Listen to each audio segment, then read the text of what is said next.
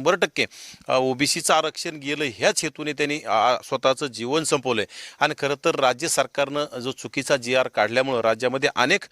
तरुणांनी अनेक ज्येष्ठांनी आत्महत्या केल्याच्या यापूर्वी सुद्धा झाल्या। त्यातूनच आता आशिष मुंडे ह्या तरुणांची अतिशय अभ्यासू आणि ओबीसीसाठी सातत्यानं रील्सद्वारे